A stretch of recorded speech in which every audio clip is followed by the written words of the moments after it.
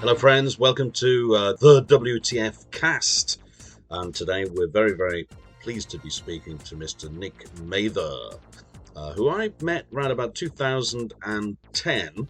And he was introduced to me as Nick WalkingBear. Very, very pleasant, interesting, clever guy. And what I found particularly satisfying in our conversation was that he can pass from daft humour to extremely profound idealism, if you like, and politics and serious stuff. But he's also capable of then going back to making jokes. We met when he was living in the middle of the Brittany countryside. Now, today, he lives in Bristol, which is where he originally came from. And he uses very few words to say what I need about 3 days to say, which is something that I think is extremely appreciable. So join me and join Nick for episode 3 of the WTF cast. Thank you for listening. Welcome to WTF. It's the man himself. Could you just present yourself to both of our viewers, please? Well, thank you very much first for asking me to do this, Jim. John. You forgot my name. Yeah, Jim. My name is Michael Klein. Not many people know that. No, my name's Nick Mather, and I spent a long time in your neck of the woods, a long time from my life, really, from age 50 onwards. And I miss it desperately. Oh, right. Yeah, there are things that I miss greatly. It's easy. I can walk around the corner for a coffee here. Walk around the coffin. Walk around the coffin. No, walk around the coffee. Walk around the coffee. That's an interesting idea. And I can get a bus. Mm-hmm. And it's a different life in a village from in a village. So you're in the city now. Yeah, I'm in the grand old city of Bristol. Grand old city. I've never been to Bristol. What would I like or dislike if I went to Bristol? Bristol was where my family grew up, my ancient family, kind of 1900s, I suppose. What would you like? You would like Clifton. You would like the Clifton Suspension Bridge. You would like the Downs. You would like the docks. Brunel construction or something. Yeah. It's got a lot of references for me when I was a kid and then I went to art school here. But inevitably, the town I came back to was not the town I left. Because of 15 years had gone by, and all the people I knew have all died off. It used to be when I was going into college to teach. You'd bump into loads of friends. You'd bump into people. They've all changed into these strange kind of. It's a different world. It's a different generation, and the generation is no longer the generation that you're in, or the one before you. The generation that the generation that's taken over Bristol is no longer one that I recognize, and that may be because they've changed, possibly because I've changed, almost definitely because I've changed. And I lived in the countryside in France for 15 years. I mean, I'll change anybody. Yeah, down the road from the Europig slaughterhouse. So yeah. The beautiful countryside, the Europig slaughterhouse is ready to welcome you. Now, if I was going to choose a WTF for you, I was thinking about this because it kept me awake all night.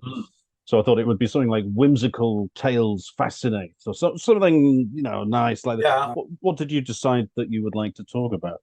What I'd like to is why the falsity, why the falsehood. Go on. I've been watching a program on a very, very good documentary style story a guy called Toby Jones, who's a English actor, very, very Quite small. Go on, we're back again. So character it's actor, just about the post office scandal okay. and how it's suddenly blown up all again. It never went away, but it's blown up again. And what it seems to have brought out for me is a question of, what's it a question of? It's a question of honesty. Nobody now seems to have any, since, I mean, you haven't had to deal with the politics of England for a while, although you probably keep an eye on it. Britain, let's say. Seems The United that Kingdom. any kind of, The politics of the UK, yeah. yeah, it seems that nobody anymore has any idea of what honesty is about, and that they'll throw in any kind of storyline to keep themselves in office. So what's the And post what office, in essence, what's the post office story? Because I haven't seen the post office story originally was from the 1990s, so it's been going on now for 20 odd years, that the post office put in a software called Horizon that was created by Fujitsu. And it started glitching, it started throwing up problems, whereby it said that postmasters of their little post offices suddenly owed, there was a discrepancy of 1,000, 2,000, 10,000. So every time that they were logging off at the end of the day, the post office was saying, "Oh, you've lost," or "There's a discrepancy of £15,000." Right. And that became, they were told, the people that were dealing with this were told that they were the only one that it was happening to. And it turns out that there was something like 500 and 600, 700 people that it was happening to every day.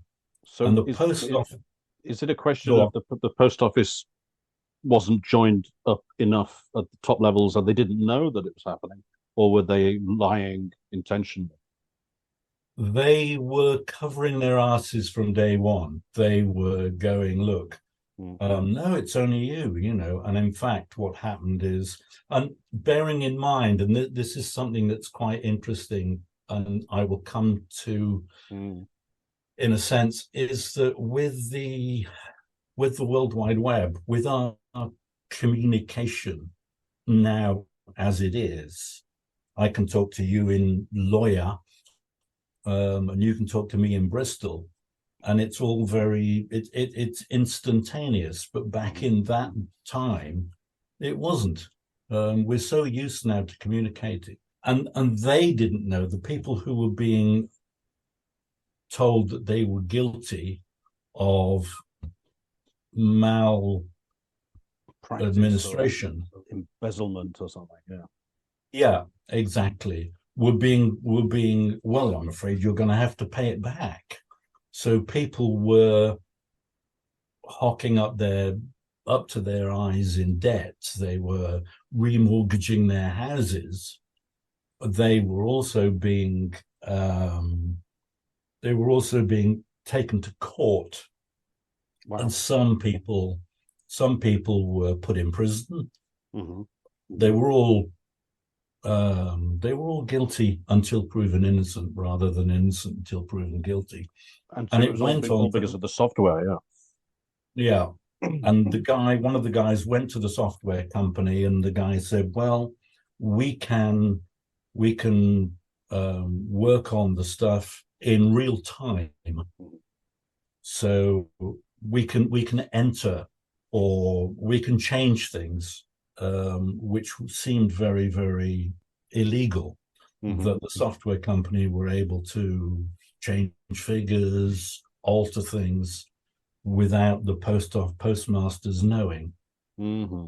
Bottom line was that the people that were running the system, running the idea of this software, Horizon, suddenly closed ranks at the post office. The post office then put in like all of these things, I can't remember what the czar of some description.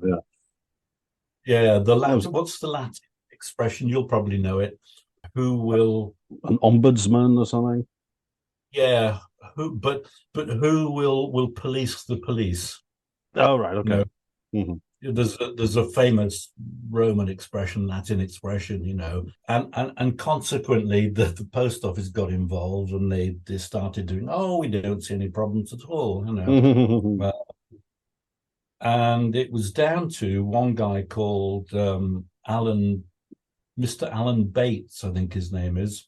Mhm. Did he have a motel? No, he didn't. No. Okay, no, that's good. And he didn't have a son called No, Master I either. don't. We can't. You just killed my program.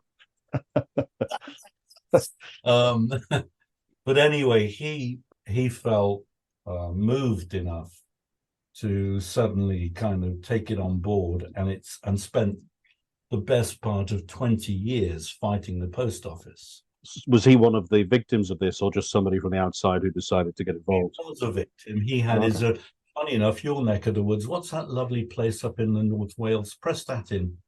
It's not that lovely, but it is in North Wales. Yeah, it looks lovely. It's got its own kind of seaside townishness, isn't it? I think it's full of unemployed scallies now. But yeah, unemployed scallies. What lads from Liverpool and Manchester. Manchester. So yeah, he took it on board, and he had already washed his hands of it. He'd said, look, I'm not touching this. But then when he started to understand that there were people who were committing suicide, and it got to that stage, people were suddenly, because they lived in Prestatyn. Absolutely. Sorry. No, they I don't really think they've scratched the surface, but I think it suddenly came out. And imagine that this is in the 1990s, 1998. And then last year, they suddenly won their court appeal. So they go through the courts. Eventually, they got people behind them. They got an MP behind them. They got decent coverage. So that's 20 years, 22 years. So they got their sentences quashed. Yep. But did they get the money back? No. So they're innocent, but you don't get your money back. Yeah, the post office had continually said no, that it was a fault on the software, etc., etc. But the idea that they had pursued a witch hunt for each of these people just has been kind of brushed under the carpet. Luckily, the drama, police, the Met, have now involved. They've been asking for the lady whose name escapes me, who was head of the post office. That's right. I saw her name before. Yeah, she was given a CBE. And they're asking for that to be taken away, or they're asking for her to give that back because she was. Her name popped up on my screen before. Yeah. So there's a petition, I think, and over 1 million people have now signed it. Yeah, which is pretty amazing. I was just looking at this before we spoke. Sorry, I'm just trying to find the woman's name. Oh, well, somebody will tell us in the comments. So what's the point really here about falsehood? The fact that nothing would have happened if a television drama hadn't been made of it. They thought they'd got away with it. Yeah, I think so. I think there are so many instances of miscarriages of justice because of power. No, power is not the right word. Authority has its own sense of I'm right and you're wrong. And if you want to prove that, you're going to have to spend a lot of money to do that. It's petrifying, terrifying, really, isn't it? That you or I could get locked up today because of a computer glitch which says that we've done something. Yeah. And they're not going to believe us. And 20 years down the road, after having lost everything, they might say, oh, yeah, sorry, we were wrong, and let you out of prison. But by then, you've lost everything, haven't you? So, yeah. What do you think? What changes do you think should be made? Hmm? What can we do to make this situation change? Because there's an election coming up next year. Yeah, I think the problem is that we've have as people have lost our ability to govern our own selves. To We've given it to companies and given it to we've the given our Tories, power basically. away. We've given our power away, and unfortunately, we've given our power away to people who are basically corrupt, who have absolutely no idea Mm-hmm. of the lives of the general person in the street. Mm-hmm. You have a PM that is quite happy to lie, tell untruths to cover his own ass and the asses of the people that work for him. You have people who have grown up with no moral compass, and I'm thinking of the PMs, the people that the PM has put in, and the one before him as well. Yeah. All seem to be quite happy to say one thing, do another, and get caught out, and then say, "Well, it wasn't me," or "It's not the way you think it is," or "It was a mistake. I didn't realize I was stealing 120 million pounds and making nurses wear bin bags." Exactly. I mean, that. It seems to be a complete lack of moral accountability. Yeah. And the more you get away with that, the more that the people in authority get away with that, the less capable people feel of having any input to their own lives. They become, I feel this very much, that I've become sidelined. And that why would I invest in a society that creates that kind of Victorian dystopia? Well, that's what it's going back to. There was a statistic last week that said that the divide between the poor and the rich in the UK this year will be as bad as it's been since the 1850s. We used to laugh at things like the price of the first class ticket on the Titanic. When I say we used to, I mean 10, 15 years ago. But now it's basically, we're back to the same thing, aren't we? A third class ticket is basically £3 and you get a bacon butty. The first class is £300 million, but in the same place at the same time. What do you think about the fact that from the moment that our participation in democracy and choosing these people is just putting a piece of paper in a box once every 5 years and then saying, right, I've done you just get on with it. So these people feel basically that it's perfectly normal that we are disinterested, and so they can just do what they want because we've put them there to do what they want. I mean, that's just asking for trouble, isn't it? Well, I think one of the things that's come out over the last, and if you put it in a timeline and you look at what has happened in the last 4 years, we've had 5 years, we had Brexit, Cameron spiting his own face by cutting his nose off, kind of thing, and going, well, okay, if you don't follow me, then we'll have Brexit and we'll go out of the UK. Then we had a succession of incompetent, Theresa May, you had Boris Johnson, who was the laughingstock. Who was the other dimwit who lasted about 40 days and was just derided? What was her name? I can't think now. I can see her face. It tells us something. We've forgotten, But yeah.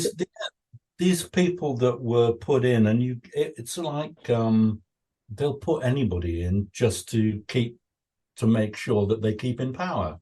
But it looks like unless something ridiculously or miraculous happens, or they suddenly give everybody 10,000 quid, it looks like they're going to be absolutely wiped out in the next election. Wouldn't you agree? I'm always wary of saying things like that because I'm wary of just how incompetent the man in the street can be, how unintelligent he can be, because we're getting 2% off our income tax. Mm-hmm. You know, that's the thing that they're waving at the moment. The Conservatives are going, you know, we're going to take the income tax down. What they when what they should be doing is taxing the rich, you know, putting a bigger tax on people who are going to tax themselves, aren't they? They're not going to tax themselves. If they weigh it up and they think, well, do I tax myself and lose lots of my money, or should we just stay in power for another 7 months and then it doesn't matter because we're so rich we don't care anyway? Yeah, it's a bit like making profit out of like you were saying about the Titanic. You know, as the Titanic went down, you kind of go, well, you know, we've made our money, thanks very much, kind of thing. We'll get on the boat and you know, all those poor people that were locked in the third class cabins, drowned. You know, this is a happy discussion. So you could, well, yeah, no, I think we should have chosen the tortoise species. That would have been more lighthearted. No, I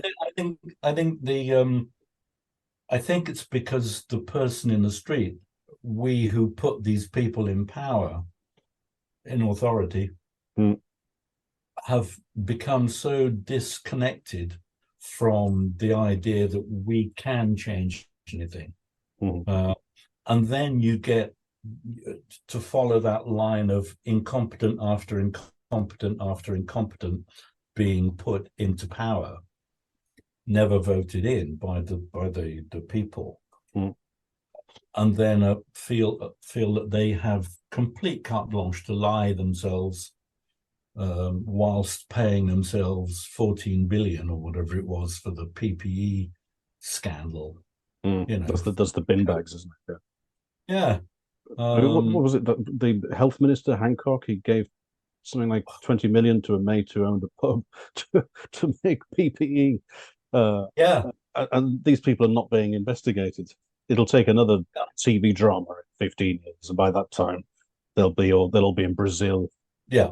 At least when you saw the Nazis coming into Germany, you knew they were a nasty bunch that were doing wrong.